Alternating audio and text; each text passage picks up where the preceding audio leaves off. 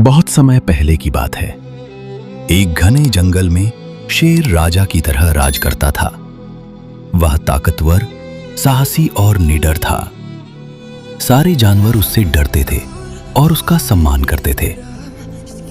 लेकिन उसी जंगल के एक कोने में एक चालाक और धूर्त भेड़िया भी रहता था। वह हमेशा से शेर से जलता था और उसे जंगल से हटाकर खुद राजा बनना चाहता था। भेड़िया जानता था कि सीधे शेर से टक्कर लेना आसान नहीं होगा, इसलिए उसने जंगल के कुछ छोटे जानवरों को अपने पक्ष में करना शुरू कर दिया। वह उन्हें मीठी बातें करता, उनके लिए खाना लाता और कहता कि शेर अब बूढ़ा हो गया है, जंगल को अब एक नया और समझदार राजा चाहिए। धीरे धीरे कुछ जानवर उसकी बातों में आ गए। शेर को भेड़िए की इन चालों की भनक लगने लगी। उसने अपने पुराने मित्र हाथी, तेंदुआ और गिद्ध से सलाह ली। उन्होंने शेर से कहा कि वह सावधान रहे और सीधे लड़ाई से पहले भेड़िए की सच्चाई को सबके सामने लाए। लेकिन शेर को अपनी ताकत पर भरोसा था। वह चाहता था कि जो भी जंगल की सत्ता को चुनौती दे, उसका सामना खुलेआम किया जाए। एक दिन भेड़िए ने शेर को खुलेआम चुनौती दे दी। उसने कहा कि अगर शेर में दम है तो वह मैदान में आकर उससे लड़ाई करे और जो जीते वही जंगल का असली राजा कहलाए। शेर ने यह चुनौती स्वीकार कर ली और दोनों के बीच लड़ाई की घोषणा हो गई।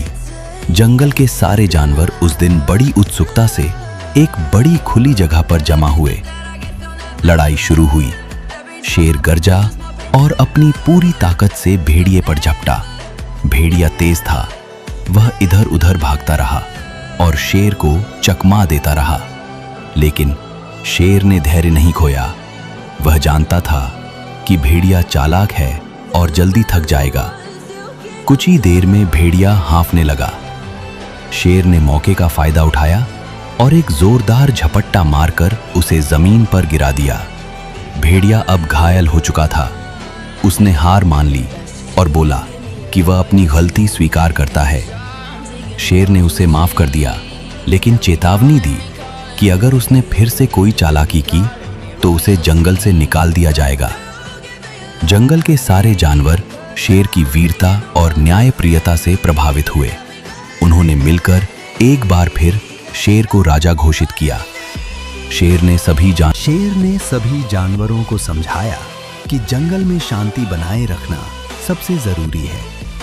उसने कहा कि जब सभी जानवर मिलजुल कर रहें, एक दूसरे की मदद करें और चालाकी या झूठ से दूर रहें, तभी जंगल में सच्चा सुख और सुरक्षा हो सकती है।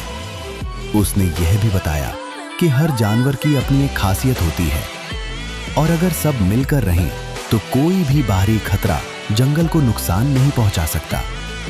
शेर ने सबको भरोसा दिलाया कि वह एक राजा की तरह नहीं, बल्कि एक सेवक की तरह काम करेगा और हर जानवर की बात सुनेगा। सभी जानवरों ने शेर की बातें ध्यान से सुनी और सिर हिलाकर सहमति जताई। अब जंगल में न केवल शांति लौट आई, बल्कि जानवरों के बीच एक नया भरोसा और प्यार भी पैदा हुआ। सबने मिलकर वादा किया कि अब वे मिलजुल कर रहेंगे और किसी को भी जंगल की एकता को तोड़ने नहीं देंगे।